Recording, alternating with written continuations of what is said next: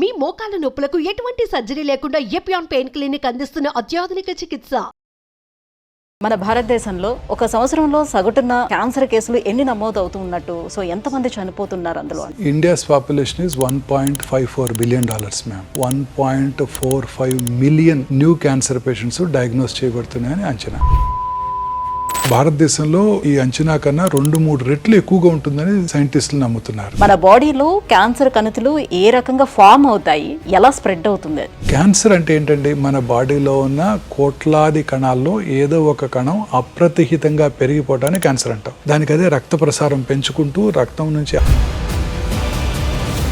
ఎన్ని సంవత్సరాలకే అది బయటపడుతుందని అంటారు? ఎందుకు ముందుగా మనం దాన్ని తెలుసుకోలేకపోతున్నాం? క్యాన్సర్ ఎంత వేగంగా పెరుగుతుంది అనేది ఎవరు ప్రెడిక్ట్ చేయలేరు. కొన్ని క్యాన్సర్స్ వేగంగా పెరుగుతాయి, కొన్ని స్లోగా పెరుగుతాయి. సో క్యాన్సర్లో 2 things ఆర్ ఇంపార్టెంట్ అండి ట్రీట్మెంట్ ఇచ్చేటప్పుడు. ఒకటి దాని గ్రోత్ పొటెన్షియల్, రెండోది అమీర్పేట తీసుకుందాం. అక్కడ 100 మంది 80 సంవత్సరాల వయసున్న స్త్రీలు కనుక ఉన్నట్టయితే అందులో 10 మందికి బ్రెస్ట్ క్యాన్సర్ ఉండి ఉంటుంది.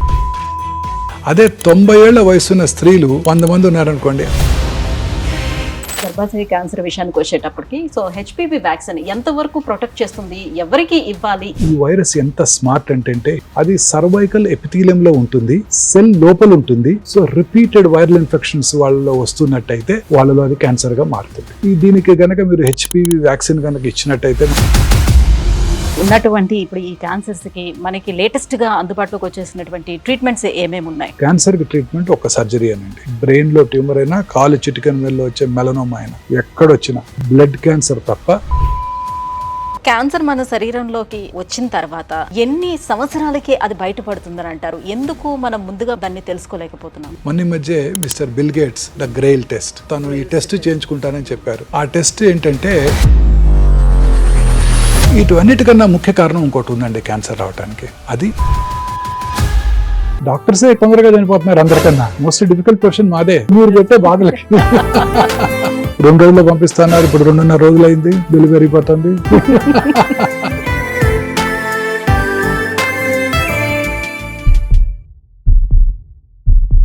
Hello sir. నమస్తే అండి. సార్, మన భారతదేశంలో ఎక్కువ మరణాలు మొదట గుండెపోటుతో ఎక్కువ మంది చనిపోతూ ఉంటే తర్వాత ప్లేస్లోనే క్యాన్సర్తోనే ఎక్కువ మంది చనిపోతున్నారని చెప్తున్నారు. సో ఒక సంవత్సరంలో సగటున క్యాన్సర్ కేసులు ఎన్ని నమోదు అవుతున్నట్టు, సో ఎంతమంది చనిపోతున్నారు అందులో? India's population is $1.54 billion, ma'am. ICMR, Indian council for medical research, New Delhi 2022 వారి ఎస్టిమేట్ ప్రకారం భారతదేశంలో 1.45 million new cancer patients diagnose చేయబడుతున్నాయని అంచనా. కానీ డాక్టర్స్ అండ్ సైంటిస్ట్ బిలీవ్ ఇది చాలా అండర్ రిపోర్టెడ్ అని. ఎందుకంటే చైనాస్ పాపులేషన్ మీరు చూసినట్టయితే $1.52 billion, అంటే మనకన్నా ఒక 2-2.5 థౌజండ్స్ తక్కువ, 200 to 500,000 తక్కువ. బట్ చైనాలో వచ్చే న్యూ క్యాన్సర్ పేషెంట్స్ ఎన్నో తెలుసా అండి? 4.5 మిలియన్, మనకన్నా 3 times ఎక్కువ. ఎందుకని అంత? ప్రాబబ్లీ ఇండియాలో cancer is not a notifiable disease. ఇప్పుడు ఉదాహరణకి పొద్దున్నే నేను ఒక కరోనా పేషెంట్ చూశాను అనుకోండి, ఇవాళ వెంటనే నేను నోటిఫై చేయాలి మున్సిపల్ అథారిటీస్కి, ఇవాళ కరోనా కేసు చూశాను బై లా. అదే ఇవాళ మార్నింగ్ 2-3 క్యాన్సర్ పేషెంట్, కొత్త పేషెంట్ చూసినా నేను ఎవరికి నోటిఫై చేయాల్సిన అవసరం లేదు, వాళ్ళని సక్రమంగా ట్రీట్ చేస్తే చాలు. So it is not a notifiable disease. కాబట్టి అందరూ నోటిఫై చేయకపోవటం వలన క్యాన్సర్ సంఖ్య తక్కువగా చూపించబడుతుందని అందరూ నమ్ముతున్నారు. భారతదేశంలో ఈ అంచనా కన్నా 2-3 రెట్లు ఎక్కువగా ఉంటుందని సైంటిస్టులు నమ్ముతున్నారు. చాలా చోట్ల క్యాన్సర్ని నోటిఫై చేసే సదుపాయం లేదు. ఇప్పుడు ఇవన్నీ కూడా ట్యూమర్ రిజిస్ట్రీ నుంచి తీసుకునే data. Madras metropolitan tumour registry, New Delhi, Bengaluru, Calcutta. In fact హైదరాబాద్లో ట్యూమర్ రిజిస్ట్రీయే లేదు. హైదరాబాద్లో పాపులేషన్ బేస్డ్ ట్యూమర్ రిజిస్ట్రీ లేదు, only hospital based tumour registries ఉన్నాయి. పాపులేషన్ బేస్డ్ ట్యూమర్ రిజిస్ట్రీస్ అంటే మొత్తం హైదరాబాద్లో ఉన్న అన్ని ల్యాబ్స్, అందరు డాక్టర్స్ని కవర్ చేసి వాళ్ళందరి దగ్గర నుంచి నెంబర్ ఆఫ్ క్యాన్సర్ పేషెంట్స్ తీసుకొని కొన్ని రిపిటేషన్స్ ఉంటాయి. ఇవాళ ఎక్కడికి వస్తారు, రేపు ఇంకో చోటకి వెళ్తారు, వాటన్నిటిని కంప్యూటర్లో తీసివేసి డేటా ఇవ్వాలి. అలాంటి పాపులేషన్ బేస్డ్ ట్యూమర్ రిజిస్ట్రీ లేదు మనకి. సో ఇది గ్రాస్లీ అండర్ రిపోర్టెడ్. సైంటిస్టులు అందరూ నమ్మేది ఏంటంటే భారతదేశంలో minimum 3 to 4 million new cancer patients ప్రతి సంవత్సరం డయాగ్నోస్ చేయబడుతున్నాయని అంచనా. ఒకప్పుడు క్యాన్సర్ అని అంటే మనకి ఎక్కువగా అందరికీ తెలిసేది ఏంటంటే బ్లడ్ క్యాన్సర్, లుకేమియా, ఇది మాత్రమే తెలుస్తూ ఉండేది. ఇప్పుడు ప్రతి బాడీలో ఉన్న ప్రతి అవయవానికి క్యాన్సర్ కంతులు అనేవి వస్తూ వెరీ ఉన్నాయి. ట్రూ, సో ఎందుకు అలా పెరిగిపోతూ వెళ్ళిపోతుంది అంటారు? ఏంటి రీజన్ అయి ఉండొచ్చు? మన బాడీలో క్యాన్సర్ కణుతులు ఏ రకంగా ఫామ్ అవుతాయి, ఎలా స్ప్రెడ్ అవుతుంది? టూ థింగ్స్ అండి. ఫస్ట్ ఈజ్ క్యాన్సర్ ఎలా ఫార్మ్ అవుతుంది, రెండోది ఎందుకు అవుతుంది. క్యాన్సర్ అంటే ఏంటండి, మన బాడీలో ఉన్న కోట్లాది కణాల్లో ఏదో ఒక కణం అప్రతిహితంగా పెరిగిపోవటాన్ని క్యాన్సర్ అంటాం. ఈ బాడీలో రెగ్యులేటరీ మెకానిజమ్స్ ఉన్నాయండి, గ్రోత్. ఇప్పుడు ఉదాహరణకి మన చిన్నప్పుడు నోస్ ఇంత ఉండేది, ఇప్పుడు ఇంత పెద్దదైంది, ఇంకా పెరగలేదే, కంటిన్యూస్గా పెరగలేదే. బాడీలో రెగ్యులేటరీ మెకానిజమ్స్ ఉన్నాయి. నోస్ ఇంతవరకే పెరుగుతుంది, లిప్స్ ఇంతవరకే పెరుగుతాయి. చిన్నప్పుడు చెవి చిన్నదిగా ఉండేది, ఇక్కడ తాగిపోయింది, ఏనుకేమో బాగా పెరిగిపోతుంది. అట్లా రెగ్యులేటరీ మెకానిజమ్స్ ఉన్నాయి. ఆ రెగ్యులేటరీ మెకానిజమ్స్ని ఓవర్కమ్ చేసి ఈ కణజాలం పెరిగిపోవటాన్నే క్యాన్సర్ అంటారు. ఇప్పుడు బాడీలో ఏదో ఒక కణం, లివర్లో ఉన్న కణం కానివ్వండి, ఐబాల్లో ఉన్న కణం కానివ్వండి, బ్రెయిన్లో కానివ్వండి, ఎక్కడో చోట బ్లడ్లో ఉన్న కణం కానివ్వండి, అది డివైడ్ అవుతూనే ఉంటుంది. ఒక కణం 2 అవుతుంది, 2 4 అవుతాయి, 4 8 అవుతాయి, 8 16 అవుతాయి.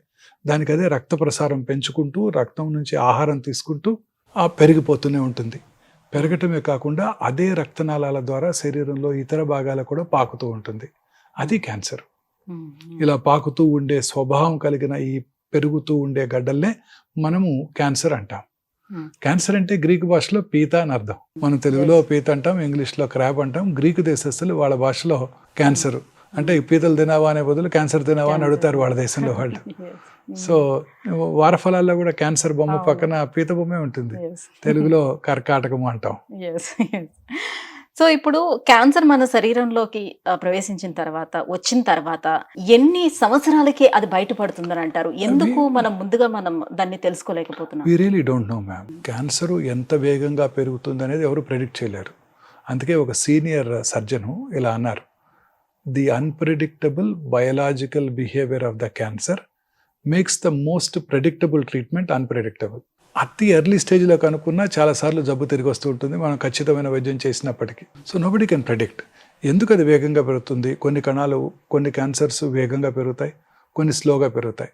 దాన్నే క్యాన్సర్ పెరిగే స్వభావాన్ని గ్రేడ్ అని కూడా అంటుంటారు. దాన్నే malignant potential of the cancer అని కూడా అంటుంటారు. సో అది very important factor in treatment of cancer.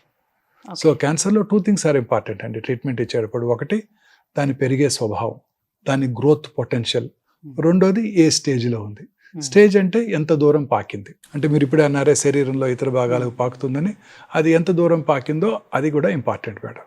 So growth potential, ఎంత దూరం పాకింది, ఈ రెండే క్యాన్సర్ యొక్క ట్రీట్మెంట్ని నిర్ణయిస్తాయి. క్యాన్సర్ నుంచి క్యూర్ అవుతుందా లేదా కూడా నిర్ణయిస్తాయి. అంటే వచ్చిన ప్రతి క్యాన్సర్కి సర్జరీ అనేది ఒక్కటే పరిష్కారంగా ఉంటుందా, లేకపోతే డిపెండ్ ఆన్ క్యాన్సర్ మీరు సర్జరీ చేస్తారా? ఆల్టర్నేట్ ఆప్షన్స్ ఏమైనా ఉన్నాయా, ట్రీట్మెంట్ ఆప్షన్స్? అంటే that depends on the type of cancer madam. ఇప్పుడు ఇందాక మీరు అడిగారు అసలు ఎలా స్టార్ట్ అవుతుంది బాడీలో అని కూడా.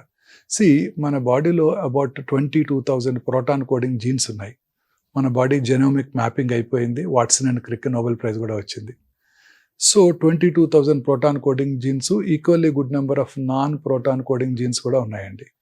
ఈ 22,000 ప్రోటాన్ కోడింగ్ జీన్స్లో అబౌట్ 500 to 600 ఆంకో జీన్స్ అంటే క్యాన్సర్ కారక జన్యువుల్ని సైంటిస్టులు ఐడెంటిఫై చేశారు మేడం. ఆ క్యాన్సర్ కారక జన్యువుల్లో వచ్చే మ్యూటేషన్స్ ఆధారంగానే క్యాన్సర్ వస్తుంది. సో ఇప్పుడు సైంటిస్ట్ బిలీవ్ చేసేది ఏంటంటే ఆ మ్యూటేషన్ కనుక మనం ఐడెంటిఫై చేసి దాన్ని ట్రీట్ చేసే డ్రగ్ కనుక ఉన్నట్టయితే క్యూర్ కూడా చేయవచ్చు. అలా ఇప్పుడు చాలా రకాల క్యాన్సర్స్కి ఆ డ్రగ్, ఆ క్యాన్సర్ కారకమైన మ్యూటేషన్ ఐడెంటిఫై చేసి దాన్ని ట్రీట్ చేసే డ్రగ్స్ ఇవ్వడం వల్ల చాలా క్యాన్సర్స్ని కంట్రోల్లో ఉంచగలుగుతారు. ఏ స్టేజ్లో ఉన్నా కూడా యు ఆర్ అబ్సల్యూట్లీ రైట్, కలుగుతున్నారు. ఈ మ్యూటేషన్ కలిగించే ఎక్సోమ్స్ కూడా ఐడెంటిఫై చేసి క్యాన్సర్ రావటాన్ని కూడా ముందుగా చెప్పేస్తున్నారు. ఇప్పుడు ఇంతకుముందు క్యాన్సర్ వచ్చాకే మీరు అన్నారే క్యాన్సర్ లేట్ స్టేజెస్లోనే కనుక్కుంటాం, క్యాన్సర్ ఎర్లీగా కనుక్కోలేరు, అది ఎంతకాలం పడుతుంది ఇలా పాకటానికి అని కూడా అడిగారు. So nobody knows. ఇప్పుడు క్యాన్సర్ రాకముందే క్యాన్సర్ రావటాన్ని పసిగట్టవచ్చు. మొన్న మధ్య మిస్టర్ బిల్ గేట్స్ ఒక పోడ్కాస్ట్లో మిస్టర్ నిఖిల్ కామత్తో, జెరోదా CEO అండ్ కో-ఫౌండర్, వారితో మాట్లాడుతూ తను ఈ టెస్ట్ చేయించుకుంటానని చెప్పారు, ద గ్రెయిల్ టెస్ట్. ఆ టెస్ట్ ఏంటంటే మనం ముందుగానే ఒక చిన్న బ్లడ్ టెస్ట్ కానీ స్వాబ్ టెస్ట్, బకల్ స్వాబ్ టెస్ట్లో ఎగ్జోమ్స్ని ఐడెంటిఫై చేసి ఈ ఎగ్జోమ్సే ఈ జెనెటిక్ మ్యుటేషన్ ట్రిగ్గర్ చేస్తాయి కాబట్టి వాటిని ఐడెంటిఫై చేసి క్యాన్సర్ రావటాన్ని ముందుగా చెప్పేయచ్చు. అంటే నెక్స్ట్ ఇయర్ నీకు ప్యాంక్రియాటిక్ క్యాన్సర్ వస్తుంది, ఆ పై ఇయర్ నీకు బ్లడ్ క్యాన్సర్ వస్తుంది, ముందే చెప్పగలం. ఓకే, అంటే ఏ అవయవానికి వస్తుంది అనేది కూడా చెప్పేస్తారు. 77 క్యాన్సర్స్ చెప్పగలుగుతాం. ఒక చిన్న ఉదాహరణ చెప్తాను. మీరు ఆ సినిమా చూసారా, వారసుడు అని? విజయ్, దళపతి విజయ్ వారస్. గుర్తులేదు. అందులో ఫస్ట్ 5 మినిట్ ఫస్ట్ దానికోసమే చూశాను. ఆ విజయ్ ఫాదర్ శరత్ కుమార్ కి అతని ఫ్రెండ్, క్లోజ్ డాక్టర్ ఫ్రెండ్ ప్రభు వచ్చి చెప్తాడు, నీకు అడ్వాన్స్డ్ ప్యాంక్రియాటిక్ క్యాన్సర్ డయాగ్నోస్ అయింది, నీకు ఓన్లీ 6 months ఆఫ్ లైఫ్ ఉందని. సో ఈ టెస్ట్ కనుక ఆ వారసుడు సినిమాలో మిస్టర్ శరత్ కుమార్ ముందుగా చేయించుకున్నట్టయితే 2 ఏళ్ల ముందే తెలిసిండేది నీకు క్యాన్సర్ వస్తుందని. రెగ్యులర్ గా చెక్ చేయించుకుంటూ దాన్ని ఎర్లీగా పట్టుకుంటే క్యూర్ కూడా అయ్యేది. ఇప్పుడు జెనెటికల్ గా ఉన్నది అంటే మన ఫాదర్స్ కి ఎవరికైనా ఉన్నది అంటే నాకు వచ్చే అవకాశం ఉంటుందేమోనని కొంచెం ముందు జాగ్రత్తతోటి చేయించుకునే వాళ్ళు ఉంటారు, కానీ నార్మల్ పర్సన్స్ ఎంతవరకు అసలు దీని మీద ఇంట్రెస్ట్ చూపిస్తారు? ఎవరు చేయించుకుంటున్నారు? చాలా మంది చేయించుకుంటున్నారు మేడం, వందల మంది చేయించుకుంటున్నారు. మిస్టర్ బిల్ గేట్స్ అదే చెప్పేది, తను రెగ్యులర్ గా చేయించుకుంటానని చెప్తున్నారు ఆయన. So health has become a priority madam world over. అన్నిటినీ కాంకర్ చేసాము. ఇప్పుడు కర్నరీ ఆర్టరీ డిసీజ్ని కాంకర్ చేసాము, కరోనాని కాంకర్ చేసాము, సెరిబ్రోవాస్కులర్ యాక్సిడెంట్స్ని కాంకర్ చేసాము, ప్లేగు, ఇన్ఫెక్షస్ డిసీజ్ని కాంకర్ చేసాము. ఇక మిగిలింది ఇది ఒక్కటే, క్యాన్సరే. ఏజ్ పెరిగే కొలది క్యాన్సర్ వచ్చే అవకాశాలు ఎక్కువ అవుతున్నాయి.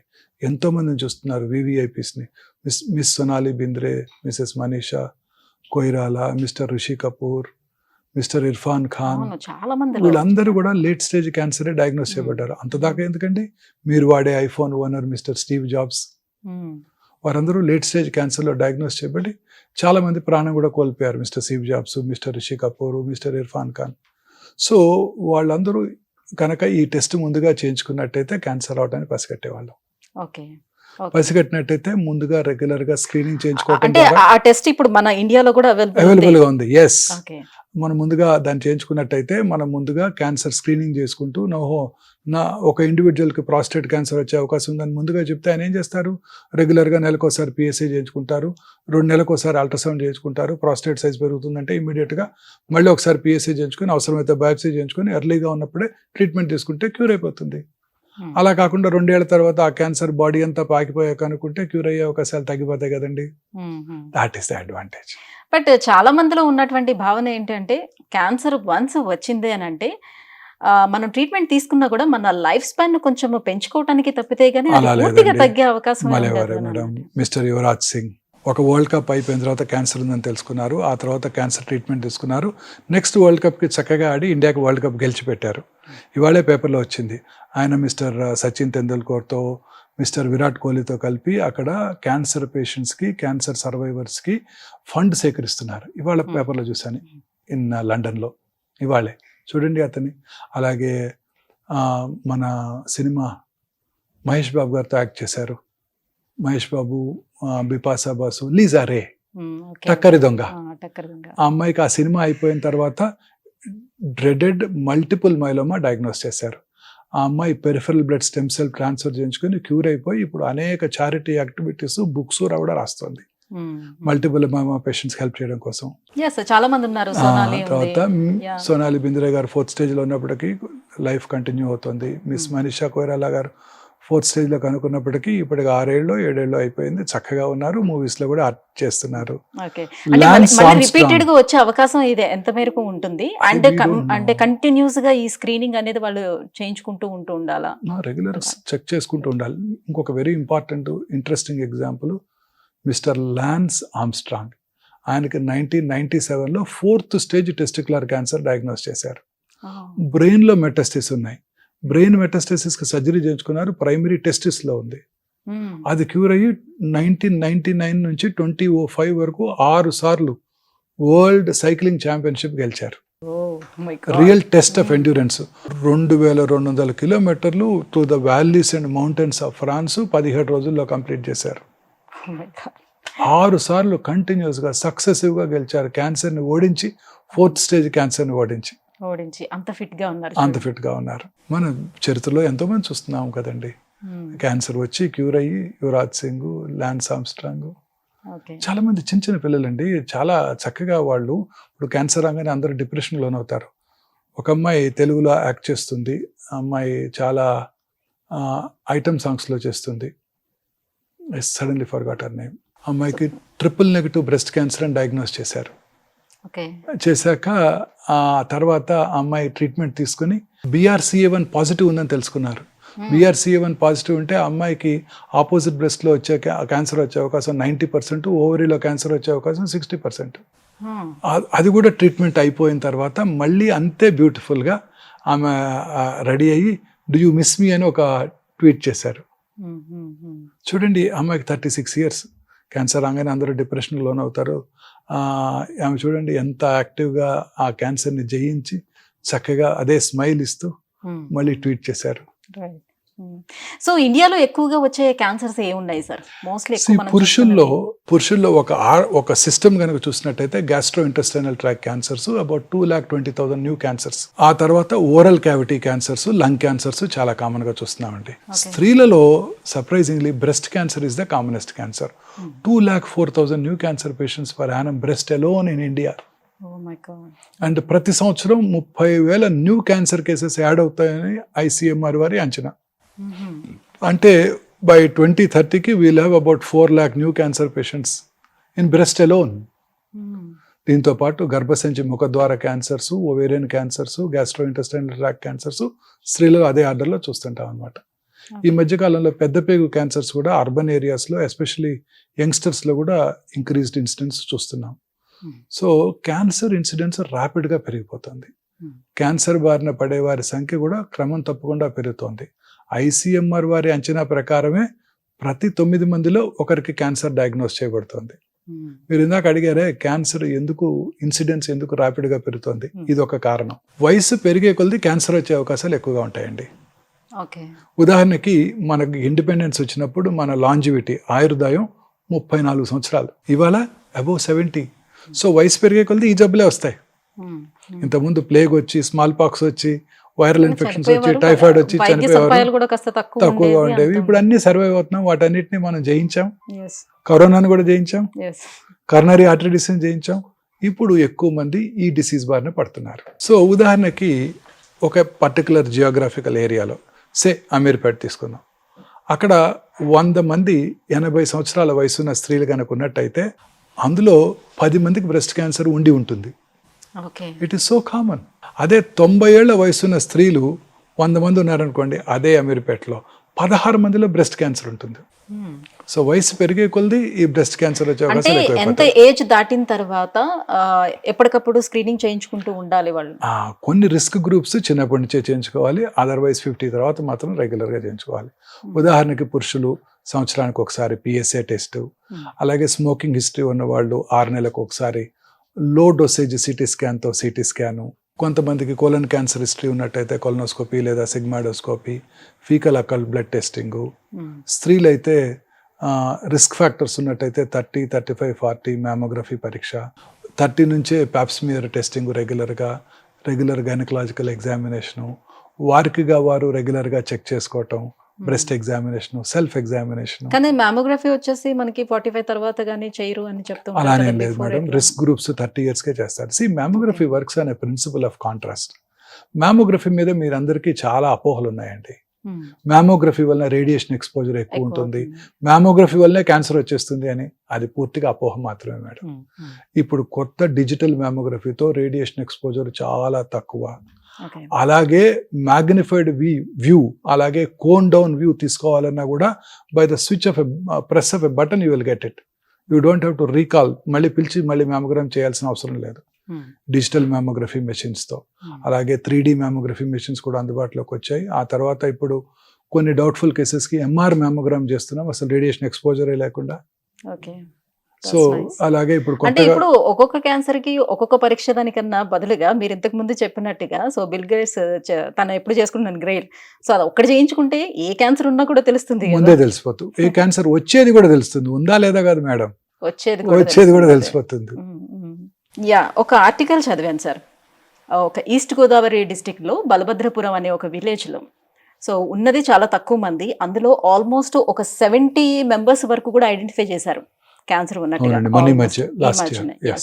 సో అందరికి కూడా ఆల్మోస్ట్ అందరికి కూడా క్యాన్సర్ బారిన పడుతూ వస్తున్నారు. ఇంకా కూడా దానికి సంబంధించి సర్వే కూడా జరుగుతూ వస్తుంది.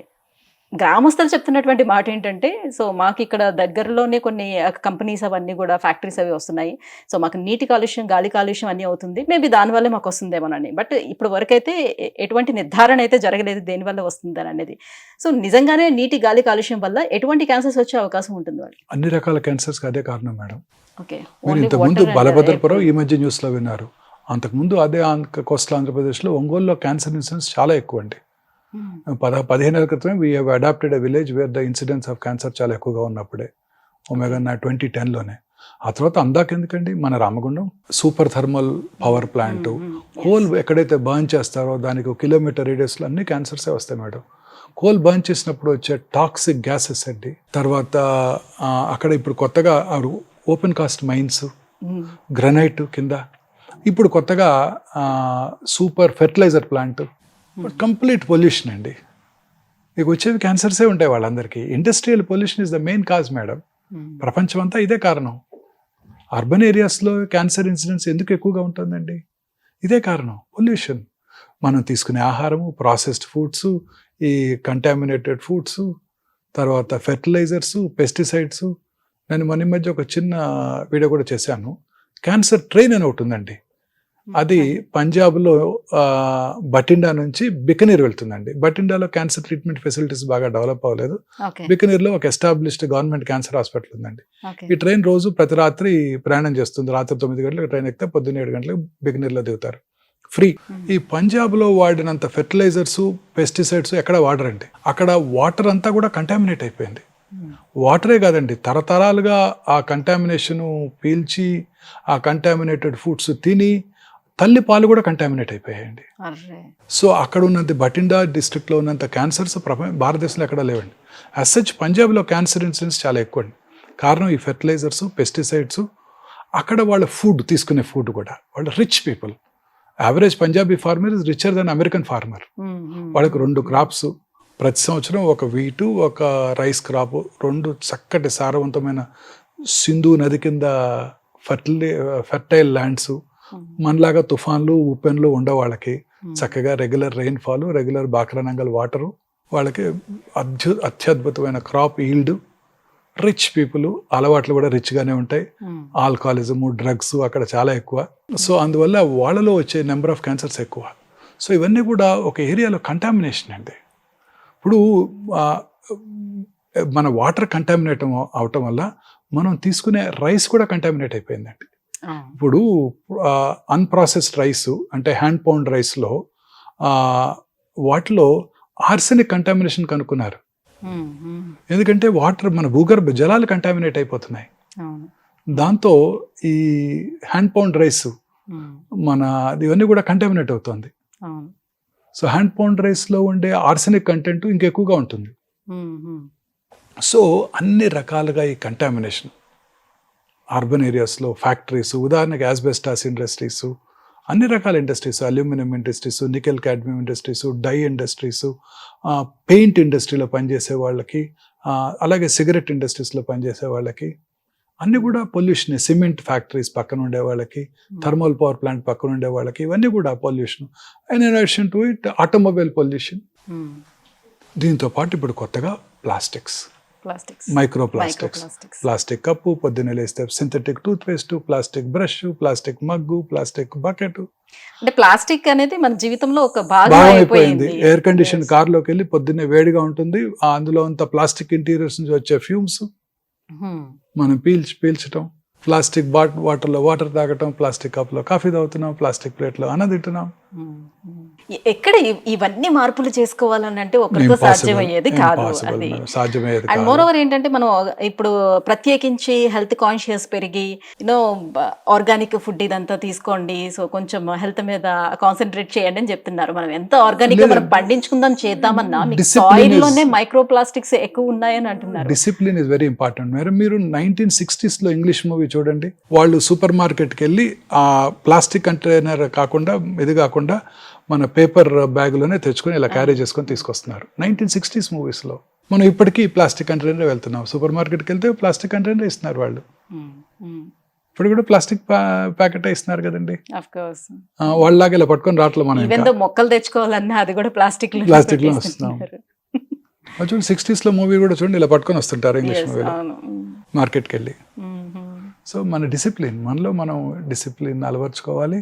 మనగా మనం వాలంటరీగా వీటన్నిటికీ దూరంగా ఉండటానికి ప్రయత్నం చేయాలి. చేయగలమని కాదు, ప్రయత్నం చేయాలి. ఎంత చేసినా రోజు అవే వాడుతున్నాం. Of course. బేసిక్ ఏంటంటే ఎక్కువగా వెజిటేబుల్స్ అండ్ ఫ్రూట్స్ ఎవరైతే తక్కువగా తీసుకుంటారో వాళ్ళల్లోనే క్యాన్సర్ ఎక్కువగా డెవలప్ అయ్యే ఛాన్స్ ఉందని అంటున్నారు. ఎంతవరకు వాస్తవం? Absolutely correct. ఎలా అంటే ఫ్రూట్స్ ఆర్ న్యాచురల్ ప్రొడ్యూస్ అండి.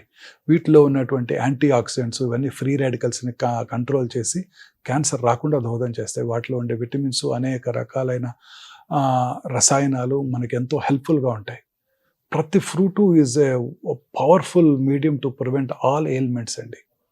ఎవ్రీ ఫ్రూట్, మనం రోజు తినే రేక్కాయలు, రోజు తినే జామకాయలు, ఉసిరికాయలు, వీటన్నిటిలో ఉండే అన్ని అవకాడోలు, కివీలు తినక్కర్లేదండి. వీటిలో ఉన్నటువంటి సమ్మేళనాలు మనందరికీ చాలా యూస్ఫుల్ అండి. రోజు రెగ్యులర్గా తినే మనకు సీజనల్ ఫ్రూట్స్ అన్ని రకాల క్యాన్సర్స్ని, అన్ని రకాల ఎయిల్మెంట్స్ని, కర్నరీ ఆర్టరీ డిసీజ్ కూడా తగ్గించేస్తాయి. సహజంగా దొరికే నట్స్, పిస్తాషియో, బాదము, సన్ఫ్లవర్ సీడ్స్, పుచ్చకాయ గింజల్లోను, అలాగే పపాయ గింజల్లో ఉండే నట్స్ కూడా they are all far superior, highly nutritious. అవి కనుక రెగ్యులర్గా తీసుకుంటే ఏ జబ్బులు రావండి. సో వెజిటబుల్స్, అన్ని రకాల వెజిటబుల్స్, ఫైబరు, వాటిలో ఉండే రకరకాల మనకి కెమికల్స్, ఫుడ్ ఐటమ్స్, ఇవన్నీ కూడా చాలా యూస్ఫుల్ టు అవర్ బాడీ అన్నమాట. ఫ్రూట్స్ రెగ్యులర్గా తీసుకుంటూ, రెడ్ మీట్ తక్కువగా తీసుకుంటూ, గ్రీన్స్ ఎక్కువగా తీసుకుంటూ, వెజిటబుల్స్ ఎక్కువగా తీసుకుంటూ, రెగ్యులర్గా ఎక్సర్సైజ్ చేస్తూ, ఒబేసిటీని ప్రివెంట్ చేస్తూ, దురలవాట్లకు దూరంగా ఉంటూ, సిగరెట్ స్మోకింగ్, ఆల్కహాల్ అలాంటి వాటి దూరంగా ఉంటూ, లీన్ బాడీ మాస్ మెయింటైన్ చేస్తే అన్ని రకాల జబ్బులు ఇంక్లూడింగ్ క్యాన్సర్ నుంచి దూరంగా ఉండడానికి అవకాశం ఉంటుంది. రైట్. భూమిలో పండేటువంటి ఇప్పుడు ఈ కందు దుంపలు ఏవైతే ఉంటాయో, లేకపోతే క్యారెట్, బీట్రూట్, ఇవన్నీ కూడా ఆరోగ్యానికి చాలా మంచివి చాలా అంటున్నారు. మంచివి. Yes. కానీ అవి తీసుకున్నా కూడా ఇప్పుడు క్యాన్సర్ కారకాలు చాలా ఎక్కువగా ఉన్నాయి. That is because of the pollution. భూగర్భ జలాలు కూడా కలుషితం అయిపోయాయి. ఇందాక చెప్పాను కదా, దంపుడు బియ్యం కూడా కలుషితం అయిపోయింది. సో అది మెయిన్ రీజన్ మేడం. ఇవంతా చూస్తుంటే చూసేవాళ్ళు ఏమనుకుంటారంటే ఇంకా మేము ఏం ఏదైనా తినాలి, బతకాలి. అవును, నేను రోజు అదే ఎలా బతకాలి, ఏం ఎలా తినాలి? బ్రతకాలి, ఏదైనా బతకాలి. ఇటువన్నిటికన్నా ముఖ్య కారణం ఇంకోటి ఉందండి క్యాన్సర్ రావడానికి. అది మానసిక ఒత్తిడి, స్ట్రెస్. మన బాడీలో ఈ మ్యూటేషన్స్ ఏవైతే ఇందాక మనం అనుకున్నామే, ఎగ్జోమ్స్, ట్రిగ్గర్ మ్యూటేషన్స్, ఆ ఆంకోజీన్స్ 500 to 600 ఆంకోజీన్స్ ఉంటాయి, క్యాన్సర్ కారక జన్యువులు ఉంటాయని ఇప్పుడే డిస్కస్ చేసాం. వాటిలో మ్యూటేషన్స్ వల్లే క్యాన్సర్ వస్తుందని కూడా మనం ఇప్పుడు ఖచ్చితంగా నమ్ముతున్నాం. ఆ మ్యూటేషన్స్ సహజంగా ప్రతి బాడీలోనూ జరుగుతూ ఉంటాయి. కానీ బాడీ యొక్క ఇమ్యూన్ మెకానిజమ్స్, మన శరీరంలో ఉండే ఇమ్యూన్ మెకానిజమ్స్ వాటిని నలిఫై చేస్తాయి, అంటే వాటిని న్యూట్రలైజ్ చేస్తాయి. ఆ ఇమ్యూనిటీ దెబ్బతిన్నప్పుడు ఆ mutations take upper hand and cancer వస్తుంది. So stress is the most important cause అన్ని రకాల జబ్బులకి, ఇంక్లూడింగ్ క్యాన్సర్కి. అది ఫినాన్షియల్ స్ట్రెస్ కానివ్వండి, మెంటల్ స్ట్రెస్ కానివ్వండి, వర్క్ ప్రెషర్ కానివ్వండి, పిల్లలకి చదువుకో ఎంట్రన్స్లో సీట్ రావాలని మనం పెట్టే స్ట్రెస్ కానివ్వండి, ఇప్పుడు మన ఇద్దరికి మన ప్రొఫెషన్లో ఎక్సెల్ అవ్వాలి, మీరేమో మీ ప్రొఫెషన్లో, నేనేమో నా ప్రొఫెషన్లో ఎక్సెల్ అవ్వాలి. స్ట్రెస్ లేకుండా ఎలా? అలా లేకుండా ఉన్న రోజే, అలా లేకుండా ఉన్నప్పుడే ఈ జబ్బులు రావు. మనం అందరం అది అలవర్చుకోవాలి. అన్ని రకాల ప్రెషర్స్కి దూరంగా ఉండాలి. చాలాసార్లు స్ట్రెస్కి లోనవుతాం. ఒక పేషెంట్కి చాలా చక్కగా ఆపరేట్ చేస్తాను, 6.5 గంటలు కష్టపడతాను, సర్జరీ అయిపోయిన తర్వాత పేషెంట్కి 2వ రోజో 3వ రోజో రికవర్ అయిపోయాడు అనుకున్నప్పుడు హార్ట్ అటాక్ వస్తుంది. అతనికి ఉన్న మానసిక ఒత్తిడి వలన. పేషెంట్ అటెండర్స్ ఏమో నన్ను తిడుతుంటారు, నువ్వు చేసిన సర్జరీ తర్వాతే హార్ట్ అటాక్ వచ్చిందని. అప్పుడు మేము కూడా స్ట్రెస్కి లోనవుతాం, అబ్బా ఇలా దొరికేమేంటని. సో ఇది కూడా, కానీ వాటన్నిటిని మనం అధిగమించి మనము స్ట్రెస్ లేకుండా ఉన్న రోజే మనం సక్సెస్ఫుల్ అవుతాం. ఇప్పుడు ఈ క్రికెటర్స్ ఉంటారు, మీరే చూస్తున్నారు, లాస్ట్ ఓవర్లో ఎక్కువ స్కోర్ చేస్తారు, లాస్ట్ ఓవర్లో ఒక ఈ బకిల్స్ అండర్ ప్రెషర్. చివరిలో టెన్నిస్ పాయింట్ చూస్తుంటారు, 5 మ్యాచ్ పాయింట్స్ని కాదని అతను గెలుస్తారు. మన ఈ మధ్య 5.5 hours మ్యాచ్ జరిగింది ఫ్రెంచ్ ఓపెన్లో, చూశారు మీరు. 5 మ్యాచ్ పాయింట్స్ని క్రాస్ చేసి అతను మళ్ళీ, that is not buckling under stress. ఆ స్ట్రెస్ని ఓవర్కమ్ చేసిన అతనే సక్సెస్ఫుల్ అవుతాడు. టెన్నిస్ మ్యాచ్ విన్నర్ కానివ్వండి, డాక్టర్గా కానివ్వండి, యాంకర్గా కానివ్వండి. అదే ఆ స్ట్రెస్కి దూరంగా ఉండాలండి. మానసిక ఒత్తిడిని అధిగమించడానికి మనకుగా మనం ప్రాక్టీస్ చేయాలి. దాని మెడిటేషన్ అనండి, దేవుడి మీద నమ్మకం ఉంచడం అనివ్వండి, ఏదైనా కానివ్వండి. స్థిత ప్రజ్ఞత అంటారు తెలుగులో. That is very important. స్థిత ప్రజ్ఞత రావాలి అని అంటే చాలా చాలా ప్రాక్టీస్ అది- చేయాలి అదే కదా. ప్రాక్టీస్ చేయాలి. అది చేయగలిగిన రోజు ఏ జబ్బులు రావని నేను 100% గట్టిగా నమ్ముతున్నాను. క్యాన్సర్ని కూడా క్యాన్సర్కి ఇంగ్లీష్ వైద్యం అంటే మా వైద్యం చేయించుకోకుండా క్యూర్ అవుతుందని కూడా నమ్ముతున్నానండి. ఇప్పుడు ఇన్ని సంవత్సరాల అనుభవం తర్వాత 34 సంవత్సరాలుగా హైదరాబాద్లో ప్రాక్టీస్ చేస్తాను. ఇన్ని సంవత్సరాల అనుభవం తర్వాత నేను తెలుసుకుంది ఇదే. ఉమ్, క్యాన్సర్ని మా ట్రీట్మెంట్ లేకుండా మీరు స్థిత ప్రజ్ఞతతో ఉండి జయించవచ్చు. ఉమ్, రమణ మహర్షి గారు విన్నారు కదా, ఆయన క్యాన్సర్ వచ్చింది, ఆయనకి సాఫ్ట్ టిష్యూ సార్కమా వస్తే అడియార్లో మా బాస్ కృష్ణమూర్తి గారు ఆపరేషన్ చేశారు. ఆయన చెప్పారు, కృష్ణమూర్తి గారు ఆయన ఓన్ మాకు చెప్పారు, వారు ఎనస్థీషియా తీసుకోకుండా సర్జరీ చేయించుకున్నారంట. ఉమ్, ఉమ్, అలా చిరునవ్వుతూ నవ్వుతూ సిస్టర్స్ చెప్పేవారు మాకు, ఉమ్, సీనియర్ సిస్టర్స్, మేము అప్పుడు లేము. ఆ తర్వాత ఆయన ఏమి ట్రీట్మెంట్ తీసుకోలేదు, నిండు కాలం బ్రతికారు. ఉమ్. అంటే ఆ స్టేజ్ అందరికీ వస్తుందని నేను చెప్పలేనండి. ఆ స్టేజ్ రావడానికి ఆయన అంటే ఆ ఎంతో ధైర్యం సాధన ఉండాలి, చేశారు. ఆ కాన్ఫిడెన్స్ లెవెల్ ఆయన ఉండాలి. మహర్షి, ఆయన సాధన చేశారు. ఉమ్, సో మనం కూడా మన వరకు వీలైనంత వరకు ఈ ఈ ఈ ప్రోగ్రాం చూసే వాళ్ళందరికీ నేను చేసే విజ్ఞప్తి ఏంటంటే, మనము మానసికంగా ఆందోళనకు లోనవ్వకూడదు. ముఖ్యంగా పిల్లలు కూడా చూడండి, 10th క్లాస్ ఫెయిల్ అయ్యారని సూసైడ్ చేసుకుంటున్నారు, బిజినెస్లో ఫెయిల్ అయ్యారని సూసైడ్ చేసుకున్నారు. నేను ఎప్పుడో చూశాను, ఉమ్. ఒక విజయవాడలో ఒక ఆయన ఎవరో హోటల్లో సూసైడ్ రోజు చాలా చేసుకున్నారు. వస్తున్నాయి రోజు అలాంటి చూస్తున్నాము, వార్తలు. Suicide Yes. చేసుకున్నారు, సడన్ గా హార్ట్ అటాక్ వచ్చి పడిపోతున్నారు. ఉమ్, వీటన్నిటికి కారణం ఇదేనండి, మానసిక ఒత్తిడి. ఉమ్, వీటికి దూరంగా ఉన్నట్టయితే, చాలా కష్టపడాలి దీనికి, నేను కూడా చాలా కష్టపడతాను దీనికి. దూరంగా ఉన్నట్టయితే ఏ జబ్బులు రావండి, ఉమ్. క్యాన్సరు రాదు. ఇంతకు ముందు మీరు చెప్పారు, సో ఒబేస్ గా కూడా ఉండద్దు, చూసుకోవాలి, కంట్రోల్లో పెట్టుకోవాలని. Yes. ఒబేసిటీకి క్యాన్సర్ కి ఏంటి సార్ సంబంధం? Obesity is related to all sorts of problems అండి. పొట్ట చుట్టూ ఉండే కొవ్వండి అన్ని రకాల జబ్బులకి మూల కారణం. ఉమ్, కర్నరీ ఆర్టరీ డిసీజ్కి, సెర్బ్రోవాస్కులర్ యాక్సిడెంట్స్కి, క్యాన్సర్స్ కూడా. ఒబీస్ ఉమెన్లో హార్మోన్ ఇంబ్యాలెన్స్, పురుషుల్లో ప్రాస్టేట్ క్యాన్సరు, ఆ స్త్రీలలో ఎండోమెట్రియల్ క్యాన్సరు, బ్రెస్ట్ క్యాన్సర్ వచ్చే అవకాశాలు చాలా ఎక్కువగా ఉంటాయండి. ఉమ్, మానసిక ఆందోళనలో ఉండి సరిగా నిద్రపోకపోయినా క్యాన్సర్ వస్తాయండి. ఇప్పుడు ఈ నైట్ టైం పనిచేసే వాళ్ళందరూ ఉంటారు చూడండి, ఇప్పుడు గచ్చిబౌలి వచ్చినప్పుడు మీరు చూస్తుంటారు, టాల్ టవర్స్, రాత్రంతా లైట్లు వెలుగుతూ ఉంటాయి. నైట్ టైం ఆ బీపీ ఆఫీస్లో పనిచేస్తుంటారు, అమెరికన్ టైమింగ్స్కి, యూరోపియన్ టైమింగ్స్కి. వాళ్ళందరిలో కూడా రిస్క్ ఎక్కువ ఉంటుందండి. చక్కగా మీరు 7 భోజనం చేసేసి 8 ఈ మొబైల్ ఫోన్ చూడకుండా, టీవీ చూడకుండా 8:30 మీరు నిద్రపోయారనుకోండి, ఉమ్, పొద్దున్నే 12:30 నుంచి 1:30 లోపల మీ బాడీలో రాత్రి లైట్ లేకుండా పడుకోవాలండి. ఉమ్, మీరు బెడ్ లైట్ కూడా వేసుకోకూడదు. మెలటోనిన్ అనే హార్మోన్ ఉత్పత్తి అవుద్దండి. ఆ melatonin has a strong anti cancer properties. Um, మీకు అన్ని రకాల క్యాన్సర్ రాకుండా చేస్తుంది అది. రోజు రాత్రి 11 దాకా పనిచేసి 11 వచ్చి డిన్నర్ చేసి 12 దాకా మీరు ఆ బ్లూ స్క్రీన్ మొబైల్ చూస్తూ మెసేజ్లన్నీ ఆన్సర్ చేస్తూ 1 12 పడుకున్నారనుకోండి, మీకు మెలటోనిన్ హార్మోన్ ప్రొడ్యూస్ అవుతుంది. ఉమ్. అలాగే రాత్రి కూడా పనిచేసే వాళ్ళు ఎవరికి కూడా ప్రొడ్యూస్ అవుతుంది. ఆ రిథమ్ అండి రాత్రి అంటే కొంతమంది చెప్తూ ఉంటారు, మనం ఇలా చెప్పేటప్పుడే సో మన కింద కొన్ని కామెంట్స్ కూడా వస్తూ ఉంటాయి. యూనో నేను సాఫ్ట్వేర్ ఎంప్లాయీ, నేను చాలా కొన్ని సంవత్సరాల నుంచి నేను చేస్తున్నాను ఇలా నైట్ టైం వర్క్ అనేది, యా బట్ నేను బానే ఉన్నానే పెడుతూ ఉంటారు. అనేక రకాల ఎలిమెంట్స్ వాళ్ళకే వస్తున్నాయి కదండి, అందరికీ వస్తున్నాయి. వారే ఉందండి, there is no exception. Present బాగుండొచ్చు, అందరికీ వస్తున్నాయి, యాంకర్స్కి వస్తున్నాయి, డాక్టర్లకు వస్తున్నాయి. అందరికన్నా డాక్టర్లే ఎక్కువ చనిపోతున్నారు. ఇప్పుడు నార్మల్ ఇండివిజువల్ లాంజివిటీ 70 years ఉన్నట్టయితే డాక్టర్స్ లాంజివిటీ 62. డాక్టర్సే తొందరగా చనిపోతున్నారు అందరికన్నా. మోస్ట్ డిఫికల్ట్ ప్రొఫెషన్ మాదే, సాఫ్ట్వేర్ ప్రొఫెషనల్ కన్నా మాదే ఎక్కువ ప్రొఫెషన్. మీరు పెట్టే బాధలకి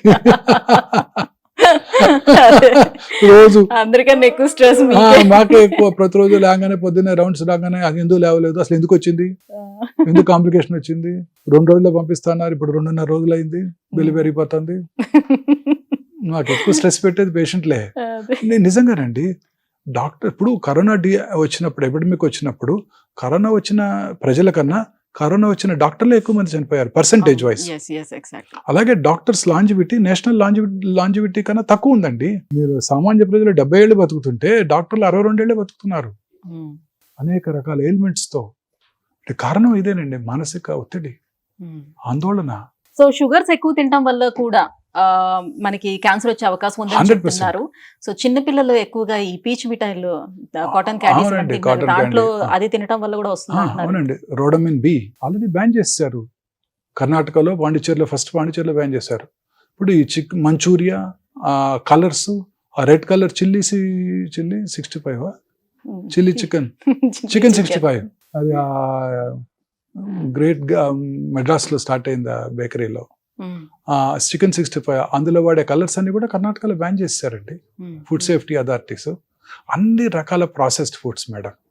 ఈ చికెన్ 65లో వాడే కలర్స్, చిల్లీ పౌడర్లో వాడే సూడాన్ రెడ్, పసుపులో వాడే లెడ్ క్రోమేటు, రోడమిన్ బి, అనేక రకాల ఐస్ క్రీముల్లో వాడే ఎమల్సిఫైయర్స్, స్వీట్స్లో వాడే అనేక రకాలైన ప్రాసెస్డ్ కలర్స్, అజినమోటో, చైనీస్ ఫుడ్స్లో ఉండే అజినమోటో, ఎసెన్షియల్ కూడా బాగా అన్నీ అండి. ఇవన్నీ కూడా బిస్ఫెనాల్ ఏ, అన్నీ కూడా cancer కారకాలండి.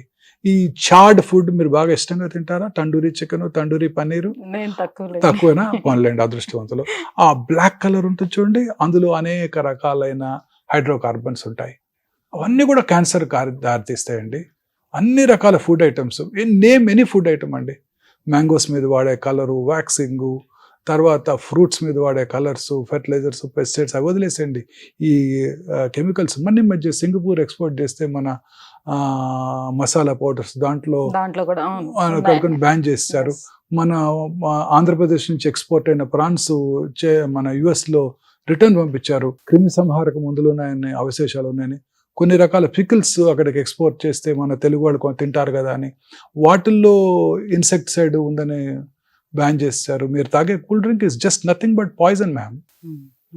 Diet coke nothing but poison. ఇవన్నీ కూడా నాకు తెలియకుండా తీసుకున్నాను చిన్నప్పుడు. ఇవన్నీ నథింగ్ బట్. ఇప్పుడే డైట్ గురించి చదువుతూ ఉన్నాను ఈ మధ్య. ఇంకా తీసుకోవటం వల్ల కూడా క్యాన్సర్ ని మనం క్యూర్ చేయలేకపోతున్నాము. క్యాన్సర్ ని ప్రివెంట్ చేయడానికి మనం ఏం చేయాలి అంటే డైట్ ఏనండి most important. So now I'm working on diet. రోజు ఏదో ఒక వర్క్ చేస్తున్నాను డైట్ మీద, ఏదో ఒక రీల్ చేస్తూనే ఉన్నాను డైట్ మీద. మనం మన ప్రజల్లో అవగాహన పెంచి మంచి డైట్ కనుక వారు తీసుకుంటే అట్లీస్ట్ నెక్స్ట్ డికేడ్లో క్యాన్సర్స్ తగ్గిపోవాలి. That is my aim now. So ఇవన్నీ కూడా అన్ని రకాల ఫుడ్ ఐటమ్స్, ప్రాసెస్డ్ ఫుడ్స్, ఇవన్నీ కూడా చాలా హానికరం అండి. పిల్లలు తినే చూరోసు, పిల్లలు తినే వాడేమంటారండి చాలా రకరకాల ఐటమ్స్, పిజ్జాలు, బర్గర్లు అన్నీ కూడాను, కుర్కురేసు అన్నీ కూడా. అసలు ఆ కుర్కురేస్ లో ప్లాస్టిక్ కూడా ఉంటుందంట, మైక్రో ప్లాస్టిక్స్. అన్ని రకాల ఫుడ్ ఐటమ్స్ కూడా డేంజరస్ అండి. ఓన్లీ ఫుడ్ లోని కలిపే కలర్స్ మాత్రమేనా, లేకపోతే మనకి ఇప్పుడు వాల్ పెయింట్స్ వేస్తూ ఉంటామా? అలానే ఇప్పుడు వినాయక చవితి కూడా వస్తుంది. సో వినాయక చవితిలోనే ప్లాస్టర్ ఆఫ్ ప్యారిస్ కి దానికి కూడా పెయింట్స్ వేస్తూ ఉంటారు. అన్ని రకాలు హానికరమేనండి. న్యాచురల్ పెయింట్స్ వాడుకోవాలి. అందాకెందుకండి, ఇప్పుడు మీరు అన్నారే ప్లాస్టిక్ బాటిల్లో వాటర్ తాగితే మైక్రో ప్లాస్టిక్స్ మన శరీరంలో ఇంజెస్ట్ చేస్తామని. నిన్ననే ఫ్రాన్స్ లో ఒక స్టడీ జరిగిందండి. అక్కడ అన్ని చోట్ల గ్లాస్ బాటిల్సే వాడతారు. ఆ గ్లాస్ బాటిల్స్ లో కూడా మైక్రో ప్లాస్టిక్స్ ఉన్నాయి. మరి అదెలా వచ్చింది అని మీరు అడగాలి నెక్స్ట్ క్వశ్చన్. ఆ గ్లాస్ బాటిల్ కున్న లిడ్ ఉంది చూడండి, ఆ లిడ్ కింద పెయింట్ చేస్తారే, అందులోంచి వచ్చాయంట. సో ఎక్కడి నుంచి అసలు ఎస్కేప్ అవ్వడానికి ఛాన్స్ సో అది. సో పూర్వకాలం లాగా మట్టి పాత్రలు, స్టెయిన్లెస్ స్టీల్, దాని ఏమంటారు మన మరచెంబు, రాగి మరచెంబు, రాగి, ఇత్తడి, ఇలాంటివన్నీ. మళ్ళీ అల్యూమినియం డేంజరస్ మేడం. అల్యూమినియం పాత్రలో వంట చేయడం కూడా డేంజరస్ అండి. మరి చుట్టే అల్యూమినియం ఫాయిల్స్ కూడా పరోటాస్ కి, పుల్కాకి నాకు ఇంకా కూడా అల్యూమినియం ఫాయిల్ లో పట్టుకొస్తున్నారు. నేను కూడా అడిగితే మా క్యాంటీన్ లో మొన్నే చెప్పాను తీసుకురాకండి అని, ఎవరికి సర్వ్ చేయొద్దని. ఇప్పుడు మీరు క్విక్ కామర్స్ లో మీరు ఆర్డర్ చేస్తారు. మరి ఇప్పుడు ఈ పాన్స్ అన్ని యూస్ చేస్తున్నాం కదా, ఇప్పుడు తగ్గిపోయిందండి, అన్ని అయిపోయింది. నాన్ స్టిక్ పాన్స్ అన్ని అవుట్డేటెడ్, ఇప్పుడు ఎవరు వాడట్లేదండి. కాస్ట్ ఐరన్ ఇవే వాడుతున్నారు అందరు కూడా. సో తర్వాత మీరు క్విక్ కామర్స్ లో ఆర్డర్ చేస్తారు ఇడ్లీ, ఆ బ్లాక్ ప్లాస్టిక్ కంటైనర్ లో వస్తాయి, చాలా అట్రాక్టివ్ గా ఉంటుంది కదా, చక్కగా ప్లాస్టిక్ స్పూన్ తో తినేస్తాం కదా. అవన్నీ 100% క్యాన్సర్ కారకాలు. పొద్దున్నే వైట్ ప్లాస్టిక్ లో వచ్చే ఇడ్లీ. నేను కూడా చాలా సంవత్సరాలు అయిపోయింది చోలే భతురా తిని మా అబ్బాయిని అడిగాను, ఎక్కడ దొరుకుతుంది చోలే భతురా అంటే హల్దీరామ్ లో బాగుంటుంది డాడ్ అని. మన సండే తెప్పిస్తే ప్లాస్టిక్ కంటైనర్ లో ఉంది, తినబుద్ధి కాలేదు ఇంకా. మా చిన్నప్పుడు ఇట్ వాజ్ వెరీ ఫేమస్. పాండిచేరిలో కాలేజ్లో, మెడికల్ కాలేజ్లో వన్స్ వీక్ సర్వ్ చేసేవారు. ఇప్పుడు అది గుర్తుకొచ్చి ఇన్ని సంవత్సరాలతో తెప్పిస్తే తినలేదండి. I was so scared. So ఈ ప్లాస్టిక్ కంటైనర్స్ అన్ని డేంజరస్ ఏనండి. సో ఇప్పుడు మహిళల్లో వచ్చేటువంటి బ్రెస్ట్ క్యాన్సర్ గురించి మాట్లాడుకుందాం. అలాగే గర్భాశయ క్యాన్సర్ విషయానికి వచ్చేటప్పటికి, సో హెచ్పివి వ్యాక్సిన్ ఎంతవరకు ప్రొటెక్ట్ చేస్తుంది, ఎవరికి ఇవ్వాలి ఈ వ్యాక్సిన్ అనేది, సో ఎప్పుడు ఇస్తే అది హెల్ప్ఫుల్ అవుతుంది? 100% human papillomatous virus is the causative agent for cervical cancer. Okay. ఈ రిపీటెడ్ వైరల్ ఇన్ఫెక్షన్ వల్ల ఈ క్యాన్సర్ వస్తుందండి. ఈ క్యాన్సర్ ఈజ్ ఒక ఇంట్రెస్టింగ్ టైప్ అండి. ఇదేంటంటే ఇప్పుడు కరోనా వైరస్ ఇన్ఫెక్షన్ వచ్చింది అనుకోండి, ఆ తర్వాత మనకి దాంట్లో యాంటీబాడీస్ డెవలప్ అవుతాయి. రెండోసారి కరోనా ఇన్ఫెక్షన్ వస్తే మనం దాన్ని చక్కగా ఓవర్కమ్ అవ్వగలుగుతాం కదా. ఈ వైరస్ ఎంత స్మార్ట్ అంటే హ్యూమన్ పాపిలోమాటస్ వైరస్ అది సర్వైకల్ ఎపిథీలియంలో ఉంటుంది, సెల్ లోపల ఉంటుంది, మన బాడీలో ఉండే ఇమ్యూన్ మెకానిజమ్స్కి చెక్కదు. Oh, okay. So that antibodies develop అవ్వవు. Okay. So repeated viral infections వాళ్ళలో వస్తున్నట్టయితే వాళ్ళలో అది క్యాన్సర్గా మారుతుంది. Okay. సో దీనికి గనక మీరు హెచ్పివి వ్యాక్సిన్ కనుక ఇచ్చినట్టయితే మన పిల్లలకి, అప్పుడు దాంట్లో ఇమ్యూనిటీ డెవలప్ అయ్యి ఆ రిపీటెడ్ వైరల్ ఇన్ఫెక్షన్స్ని ప్రివెంట్ చేస్తుంది. తద్వారా క్యాన్సర్ రాకుండా ఉంటుంది. ఐడియల్ ఏజ్ పిల్లలకి 9 to 14 years. ఇండియన్ గవర్నమెంట్ మొన్న ఈ మధ్యనే లాస్ట్ ఇయర్ బడ్జెట్లోనే అనౌన్స్ చేశారు, మన పిల్లలందరికీ కూడా వాళ్ళ గవర్నమెంట్ ఫ్రీగా వ్యాక్సిన్ అందజేస్తుంది. బాయ్స్ అండ్ గర్ల్స్ ఇద్దరికి? గర్ల్స్కి. Only girls. గర్ల్స్కి. యాక్చువల్లీ బాయ్సే ఈ ఇన్ఫెక్షన్ ఆడపిల్లలకి ఇస్తారు. సో బాయ్స్ కూడా ఇమ్యూనిటీ పెంచడానికి కోసం అనేక రకాల క్లినికల్ ట్రయల్స్ జరుగుతున్నాయి. వన్స్ దే ఆర్ అసెస్డ్ ఆ తర్వాత బాయ్స్కి ఇవ్వడం జరుగుతుంది. ఇప్పటి వరకు మొన్ననే మిసెస్ నిర్మలా సీతారామన్ అనౌన్స్ చేశారు, మన ఆడపిల్లలందరికీ 10 years రాగానే 2 doses ఆఫ్ వ్యాక్సిన్ 14 వరకు ఇచ్చేస్తే సరిపోతుందండి. ఆ తర్వాత తీసుకునే వాళ్ళు మాత్రం 3 doses తీసుకోవాల్సి ఉంటుంది. 3 doses. ఓకే. అంటే ఈ హెచ్పివి వైరస్ అనేది కేవలం లైంగిక సంబంధాల మూలంగానే ఇది స్ప్రెడ్ అవుతుందా? ఎస్, సైంటిఫిక్ గా ఇది ప్రూవెనా? Yes, proven very much. Okay. Michael Douglas ఆయనకు ఓరల్ క్యావిటీలో వచ్చింది. He believes it's because of oral sex. Famous Hollywood movie artist Kramer versus Kramer, very famous artist. Okay. Basic instinct డిటెక్టివ్గా చేస్తాడు. ఆయనకి టంగ్ క్యాన్సర్ వచ్చింది, బేస్ టంగ్ క్యాన్సర్, క్యూర్ అయిపోయింది, was fine. Okay. So human papillomatous saliva virus, నుంచి కూడా human papillomatous virus is the most important cause for oral cancers in United states. ఇండియాలో it is tobacco. ఆడవాళ్ళలో గర్భసంచి ముఖ ద్వారా cancer. So ఇవన్నీ కూడా హ్యూమన్ పాపిలోమాటస్ వైరస్ ఇన్ఫెక్షన్ వల్లే వస్తున్నాయండి. రైట్ సార్, ఇక ట్రీట్మెంట్స్ విషయానికి వద్దాం. సో ఉన్నటువంటి ఇప్పుడు ఈ క్యాన్సర్స్ కి మనకి లేటెస్ట్ గా అందుబాటులోకి వచ్చేసినటువంటి ట్రీట్మెంట్స్ ఏమేమి ఉన్నాయి? క్యాన్సర్ కి ట్రెడిషనల్ ట్రీట్మెంట్స్ ఏనండి. Surgery is the main stay of treatment. కానీ చాలా మందిలో ఒక అపోహ ఉంది, కత్తి పెడితే క్యాన్సర్ పెరిగిపోద్ది. ఇప్పుడు కూడా అడుగుతుంటారు నన్ను. ఇంత మన అవగాహన కార్యక్రమాలు గత 30 ఏళ్ళుగా నేను చేస్తున్నప్పటికీ, నేనే కాదు ఇప్పుడు కొన్ని 100 మంది క్యాన్సర్ సర్జన్స్ స్పెషలిస్టులు అనేక రకాల యూట్యూబ్ ప్రోగ్రామ్స్ చేస్తున్నప్పటికీ, మన న్యూస్ పేపర్స్, టీవీ ఛానల్స్ అనేక రకాలు మీరు ఎంతో కష్టపడి ఈ ప్రోగ్రామ్స్ చేస్తున్నప్పటికీ కూడా చాలా మంది ఈ రోజు కూడా అడుగుతారు, బయాప్సీ చేయాలి అనగానే ఏంటి బయాప్సీ చేస్తారా, నీడిల్ పెట్టి గుచ్చుతారా, తేనె తుట్టుని కదిలిస్తే ఎలా పెరిగి పాకిపోతుందో అలా క్యాన్సర్ పాకిపోతుందంట కదా అని అడుగుతుంటారు. చదువుకున్న వాళ్ళే.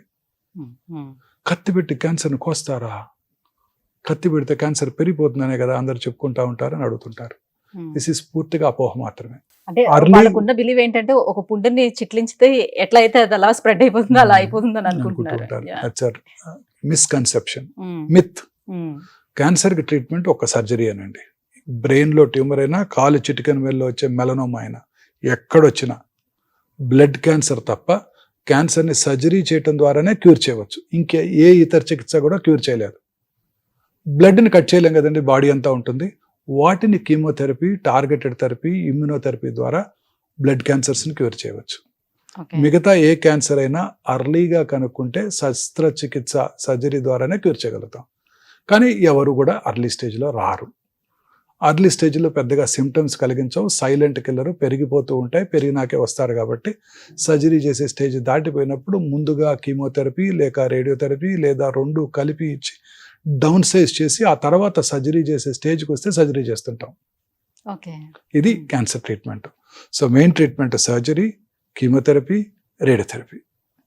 ఇప్పుడు కొత్తగా టార్గెటెడ్ థెరపీలు, ఇమ్యూనోథెరపీలు అనేకమైనవి వస్తున్నాయి. జీన్ థెరపీలు.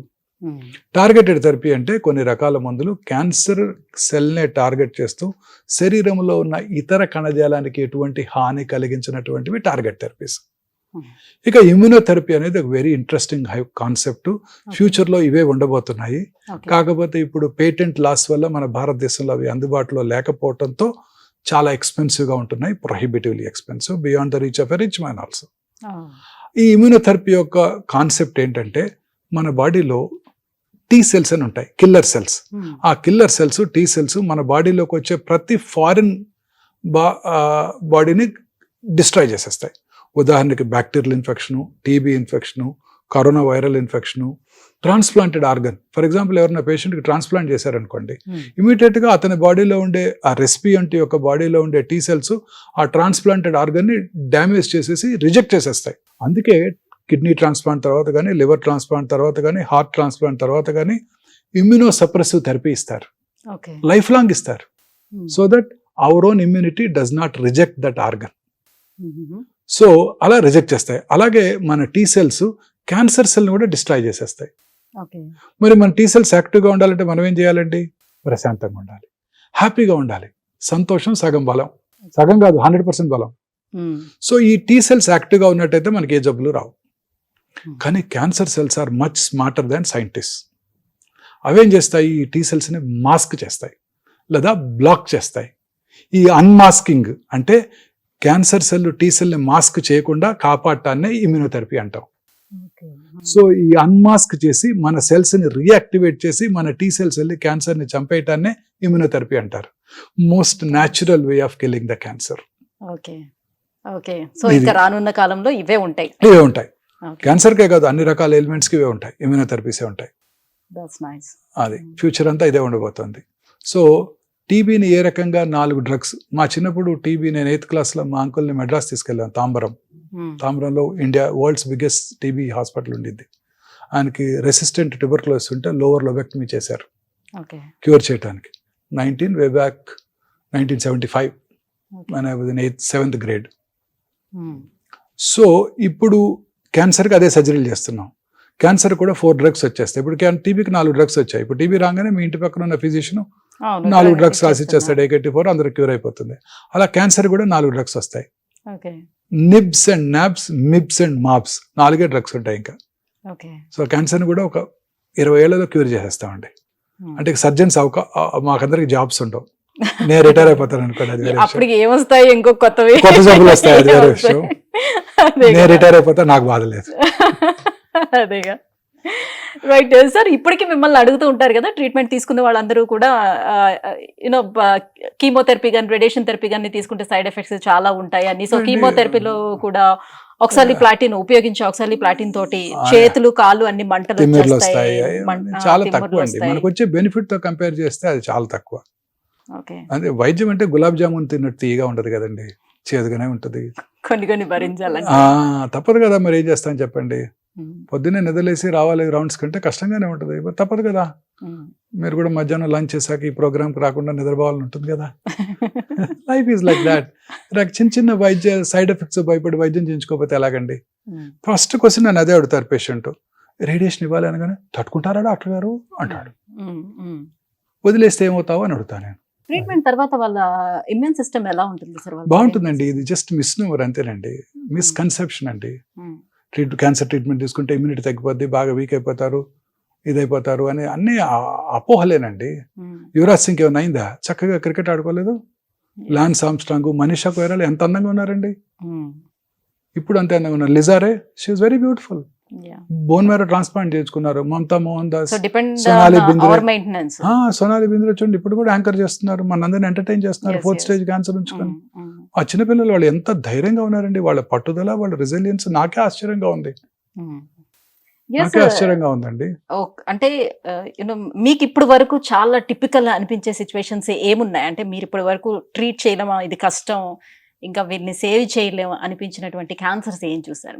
అన్ని చాలా రకాల క్యాన్సర్స్ అండి. ఈ అమ్మాయి అసలు బ్రతక, చాలా మంది ఇగ్నరెంట్ పీపుల్ ఉంటారండి. అంటే వాళ్ళు విలేజ్ నుంచి వస్తారు, అసలు క్యాన్సర్ అంటే ఏంటో తెలియదు. భర్త తీసుకొస్తే తీసుకుంటారు, ట్రీట్మెంట్ తీసుకుంటారు, ఇంటికి పోతారు, హ్యాపీగా ఉంటారు, వాళ్ళకి ఏ జబ్బు తిరిగి రాదు. ఈమె బతకదు అనుకుంటా, లాస్ట్ స్టేజ్లో వచ్చారు అనుకుంటాను. వాళ్ళకి ఏం తెలియదండి. Ignorance is bliss. ఏం తెలియదు, ఇది తిరిగి వస్తుంది, తిరిగి వస్తావా, తిరిగి వస్తే నా పరిస్థితి ఏంటి, నా పిల్లల పెళ్ళి ఎలా చేయాలి, ఏముండవు వాళ్ళకి. హ్యాపీగా ఉంటారు. భర్త తీసుకొస్తాడు, వైద్యం చేయించుకుంటారు, మాట్లాడకుండా వాళ్ళు క్యూర్ అయిపోద్ది. 20 ఏళ్ళు 30 ఏళ్ళుగా నా దగ్గరికి వస్తూనే ఉన్నారు, హ్యాపీగా ఉన్నారు వాళ్ళు. ఎవరైతే టెన్షన్ పడుతుంటారో, తిరిగి వస్తుందా, సైడ్ ఎఫెక్ట్స్ ఏంటి, ఇమ్యూనిటీ తగ్గిపోద్దా, ఆ తర్వాత నేను ఏం చేయగలుగుతాను, జాబ్ కలగలనా లేదా, నా శాలరీ ఎలా ఉంటుంది, జాబ్ పోతే నా పిల్లలకి ఎలా, భవిష్యత్తు ఎలా, ఇలా రకరకాలుగా ఆలోచించారనుకోండి, ఆ మానసిక ఒత్తిడికే ఇమ్యూనిటీ తగ్గిపోతుందండి. చాలాసార్లు నా పేషెంట్స్కి నాకు చెప్పబుద్ధి కాదు, లేట్ స్టేజ్ అయినా కూడా వాళ్ళకి చెప్పకుండా ఉన్నట్టయితే వాళ్ళ క్యూర్ అవుద్దన్న నా నమ్మకం అండి. కానీ ఈ మధ్య చాలాసార్లు పేషెంట్స్ అటెండర్స్ కూడా అలానే ఉంటారు, చెప్పొద్దండి అంటారు, ముందు రోజే వచ్చేస్తారు. రేపు మా ఆంటీని తీసుకొస్తా మీరు చెప్పకండి అంటారు. తీసుకొచ్చిన తర్వాత వెనకాల నుంచి అని నాకు గుర్తు చేస్తుంటారు. వాళ్ళందరూ బాగానే ఉన్నారండి. ఎప్పుడైతే మనం చెప్పాము నీకు క్యాన్సర్ ఉంది, వెంటనే తిరిగి వస్తా డాక్టర్ అంటారు. మనం అబద్ధం ఎక్కడ చెప్పగలమండి? తిరిగి రావచ్చండి అంటాం. పాపం వాళ్ళు ఆందోళనకు లోనవుతారు. ఇక జీవితాంతం ఎప్పుడు తిరిగి వస్తుందని ఆలోచిస్తూ ఉంటారు, మానసికంగా ఒత్తిడికి లోనవుతుంటారు. ఇదేమి తెలియని వాళ్ళు ఉన్నారనుకోండి కొంతమంది, ముఖ్యంగా స్త్రీలు. నా పేషెంట్స్ చాలా ఎక్కువ మంది స్త్రీలు ఉంటారు, ఎందుకంటే breast cervix is the commonest tumour. వాళ్ళకి ఏం తెలియదండి. హస్బెండ్ తీసుకొస్తారు, వైద్యం చేస్తారు, 6 నెలలకు వస్తారు, సంవత్సరానికి వస్తారు, చెకప్ చేయించుకుంటారు, ఇంటికి పోతారు. వాళ్ళకేం తెలియదు. బాగున్నానయ్యా అంటారు. వాళ్ళకి ఏ జబ్బు తెలియ టెన్షన్ లేకుండా చీకూర్చుంతా లేకుండా భర్తకు వదిలేశారు, వాళ్ళ ఇష్టం. వైద్యం చేయించుకుంటారు, ఈయన ఆందోళన పడుతుంటాడు, వీళ్ళు బాగుతారు కానీ వాళ్ళు బాగానే ఉంటారు. సో రేపు చనిపోయే వాళ్ళకు కూడా మీ అబ్బాయి అమెరికా నుంచి మందు తెచ్చాడు అని చెప్పి తొలిస్థిద్ద నోట్లో పోసినా చాలా కాలం బతుకుతారండి. సో మానసిక ధైర్యం చాలా ఇంపార్టెంట్ అండి. ఇప్పుడు నా పేషెంట్స్ అందరూ కూడా నేను యోగా, ఆర్ట్ ఆఫ్ లివింగ్, తర్వాత అన్ని religious preachings. Religion is nothing but inculcating that feeling that God is everything, you leave it to him. అప్పుడు కొంచెం మనసు ప్రశాంతంగా ఉంటుంది. So religious preachings, teachings, yoga, meditation, art of living, తర్వాత సద్గురు, బ్రహ్మకుమారిస్, ఇవన్నీ కూడా మనం మానసిక ఒత్తిడిని అధిగమించడానికి హెల్ప్ చేస్తాయి. సాధన, this is more important than our treatment. You know sir, ఇప్పుడు హెచ్ఐవి ఉంది. హెచ్ఐవి ఉన్న వాళ్ళకి క్యాన్సర్ వస్తే బతికే ఛాన్స్ ఎంతవరకు ఉంటుంది? అసలు ట్రీట్ చెయ్యొచ్చు అంటారా? 100% అండి. నాకు హెచ్ఐవి పేషెంట్లు 34 ఏళ్ళు బతుకుతున్న వాళ్ళు ఉన్నారండి. 2002లో నేను ఇండో అమెరికన్లో పనిచేసినప్పుడు చూసిన ఒక పేషెంట్ ఇప్పటికి వస్తున్నారు. హెచ్ఐవి పేషెంట్స్ అందరికీ క్యాన్సరే వస్తుంది చాలా మంది. కారణం ఏంటంటే వాళ్ళ ఇమ్యూనిటీ తక్కువగా ఉంటుంది కదా, క్యాన్సర్స్ వస్తాయి. సో వాళ్ళకి రెగ్యులర్గా ట్రీట్మెంట్ చేస్తూ వాళ్ళకి మంచి ఆరోగ్యము, మంచి వాళ్ళ హెచ్ఐవి ట్రీట్మెంటు, మంచి ఆహారం తీసుకుంటుంటే వాళ్ళు నార్మల్గా బతికేస్తున్నారండి. 34 ఏళ్ళు బతికిన వాళ్ళు నాకు చాలా మంది ఉన్నారు. లింఫోమా నాకు ఒక more than 1000 పేషెంట్స్ ఉన్నారండి.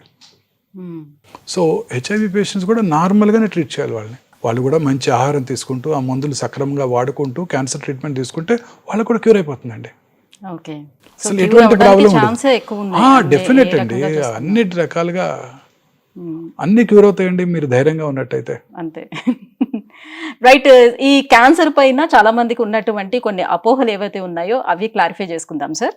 సో ఒక్కొక్కటి వాళ్ళకు ఉన్నటువంటి అపోహలన్నీ అడుగుతూ ఉంటాను. రైట్. మూవీ ఆర్టిస్ట్ పేరు గుర్తు రాలేదు నాకు, హంసానందిని. Very pretty. మన హీరోయిన్స్ అందరికన్నా అందంగా ఉంటుంది, మంచి టాల్ పర్సన్, చాలా మంచి కాంపిటీషన్, చాలా. మిర్చి సినిమాలో ఉంది. ఆ అమ్మాయి ఆ క్యాన్సర్ వచ్చింది అని చెప్పి ఆ తర్వాత క్యాన్సర్ ట్రీట్మెంట్ తీసుకుంటూ షేవెన్ హెడ్ ని చూపించి, మన చాలా మంది ఫ్యామిలీ ఉమెన్ కూడా అదేంటి హెయిర్ ఊడిపోద్దని డిప్రెషన్లో అవుతారు. అమ్మాయి చూడండి, అంత టాప్ మూవీ ఆర్టిస్ట్ అయ్యుండి, సోనాలి బింద్రే, మనీషా కొయిరాలా వాళ్ళ క్లీన్ హెడ్ని చూపించి, ఇదిగో నేను చూడు నేను ఎలా ఉన్నాను అని చూపించి మళ్ళీ అమ్మాయి ఆ తర్వాత రికవర్ అయినాక మళ్ళీ చక్కగా అంతే అందంగా ఉందండి అమ్మాయి, ఇంకా అందంగా ఉంది రికవర్ అయినాక. డిడ్ యూ మిస్ మీ అని అడుగుతోంది ట్వీట్ చేసి. నేను ఇమీడియట్గా ట్వీట్ చేశాను, వై మిస్డ్ యూ మ్యామ్. మీ రెసిలియన్స్, మీ పట్టుదల, మీ యొక్క ప్రెషర్ తీసుకునే ఇది అంతా చాలా అద్భుతం. ఇది ఇట్స్ ఎన్ మన క్యాన్సర్ పేషెంట్స్ అందరికీ ఒక ఆదర్శం అని నేను ట్వీట్ చేశాను మళ్ళీ. ఆ చిన్నపిల్లలండి, అమ్మాయి వయసు ఎంత 34 or 37 ఉంటాయి. అంటే ఎంత ధైర్యంగా ఉన్నారండి. సోనాలి బింద్రేకి వచ్చినప్పుడు 42 years, మనీషా కొయిరాలాకి వచ్చినప్పుడు 37 years, మమతా మోహన్ దాస్కి వచ్చినప్పుడు ఎంతండి 30 years, యువరాజ్ సింగ్ 27 years. చూడండి యువరాజ్ సింగ్ ఎలా ఉన్నారు ఇప్పుడు, ఎంత ధైర్యంగా ఉన్నారు. And they are all Lisa Ray 24 years. So cancer అనేది క్యూరబుల్, అది మాత్రం పెట్టుకోవాలి. వాళ్ళందరూ ఇప్పుడు చారిటీ ప్రోగ్రామ్స్ చేస్తూ క్యాన్సర్ పేషెంట్స్ కి అవేర్నెస్ క్రియేట్ చేస్తూ క్యాన్సర్ పేషెంట్స్ కి ఫండ్స్ మొబిలైజ్ చేస్తున్నారు. చూడండి ఎంత ధైర్యంగా, ఎంత ఆనందంగా ఉన్నారు.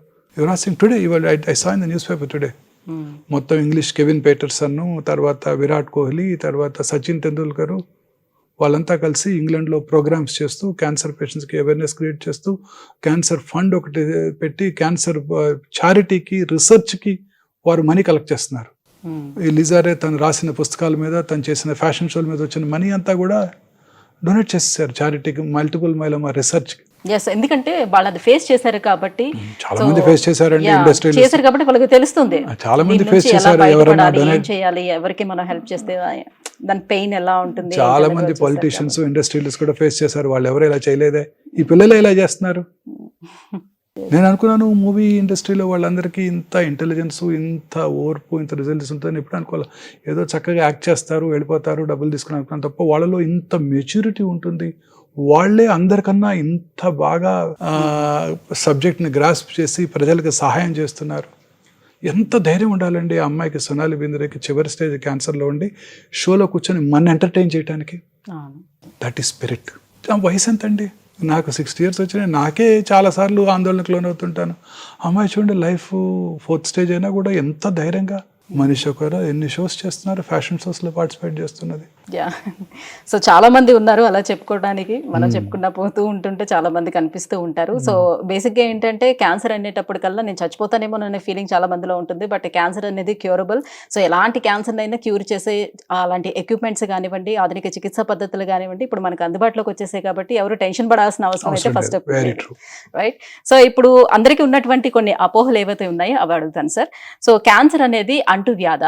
సో ఎస్, మరి హెచ్పివి వైరస్ ఉంది. సో అది ఒకరి నుంచి మరొకరికి సెక్షువల్ కాంటాక్ట్ ద్వారా వస్తుంది. But HPV virus is viral infection. దాన్ని ప్రివెంట్ చేసుకోగలిగితే you can prevent it.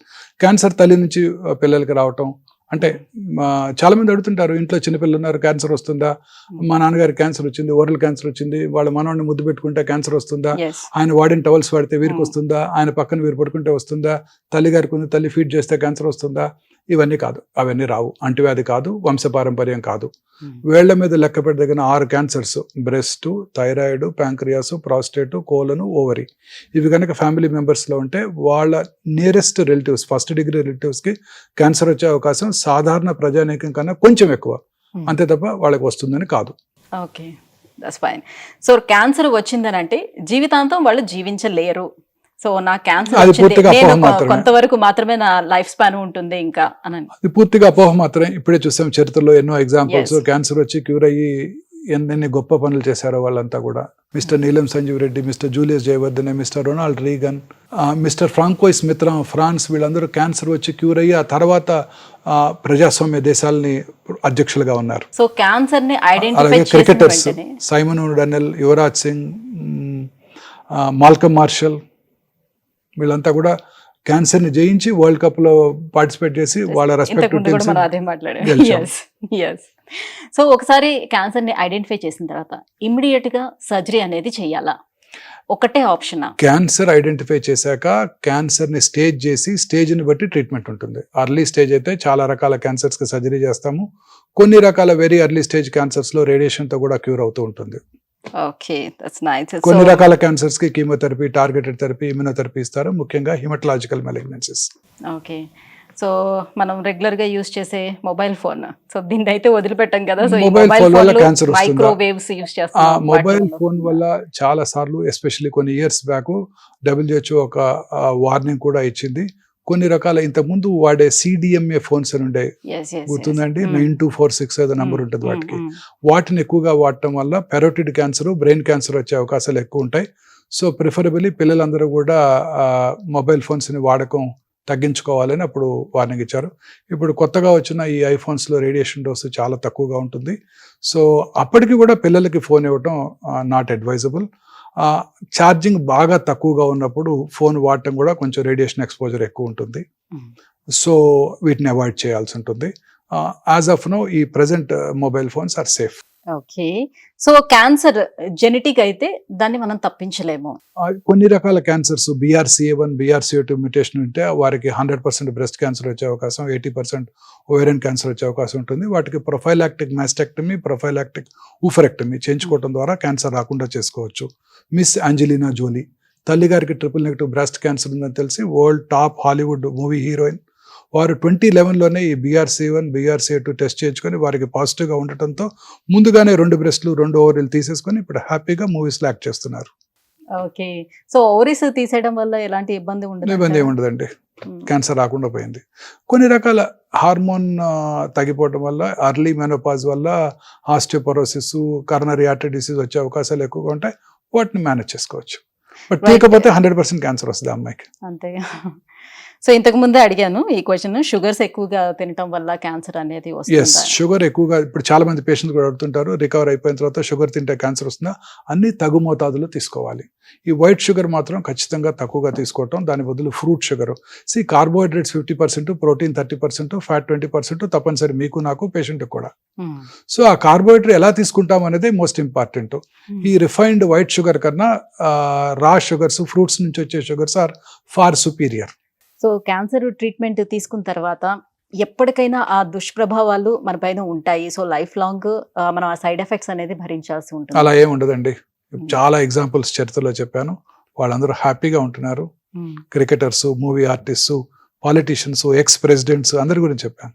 Yes, ఆ సైడ్ ఎఫెక్ట్స్ ఏమి ఉండకుండా ఉండటానికి ఏం ఏమి చేయాలంటారా? లైఫ్ ఏమి స్టైల్ ఉండవండి, చేంజెస్ వాళ్ళకి ఏమి ఏమి ఉండవు. రొనాల్డ్ రేగన్ గారికి ఏమి లేదు, ఆయన క్యాన్సర్ వల్ల చనిపోలేదు, అల్జీమర్స్ డిసీజ్ వల్ల చనిపోయారు. ఓకే. ఫ్రాంకోయిస్ మిత్రాకి ప్రాస్టేట్ క్యాన్సర్ ఉండింది, జూలియస్ జేవదనకి ప్రాస్టేట్ క్యాన్సర్ ఉండింది, వారు కర్నరీ ఆర్టరీ డిసీజ్ వల్ల చనిపోయారు. మిస్టర్ నీలం సంజీవ్ రెడ్డి గారికి లంగ్ క్యాన్సర్ ఉండింది, వారు కార్డియోమైపతి వల్ల చనిపోయారు 15 ఏళ్ల తర్వాత, 20 ఏళ్ల తర్వాత. ఓకే. So fine. క్యాన్సర్ అంటే మరణ శాసనం కాదు. yes, it's not exactly. Like writing an obituary note. మీరు ఇన్ని ఎగ్జాంపుల్స్ చెప్పిన తర్వాత కూడా ఇంకా అది మరణ శాసనం అని అనుకుంటే ఎలా అవుతుంది? Foolish. రైట్. సో ఎప్పుడు కూడా వాళ్ళ అబ్జర్వేషన్ లో లైఫ్ లాంగ్ ఉండాల్సిందేనంటారా? ట్రూ, రెగ్యులర్ చెకప్ లో ఉండటం మంచిది. ఇప్పుడు నాట్ దట్ ఆ క్యాన్సర్ తిరగబెడుతుందని కాదండి. ఓకే. ఇప్పుడు ఓరల్ క్యావిటీలో బక్కల్ మ్యూకోజాలో క్యాన్సర్ వచ్చింది అనుకోండి, వాళ్ళకి అదే ఏరియాలో ఇంకో చోట వచ్చే అవకాశాలు ఎక్కువగా ఉంటాయి. రెగ్యులర్ స్క్రీనింగ్ చేసుకుంటూ ఉండటం మంచిది. Thank you sir, thank you so much.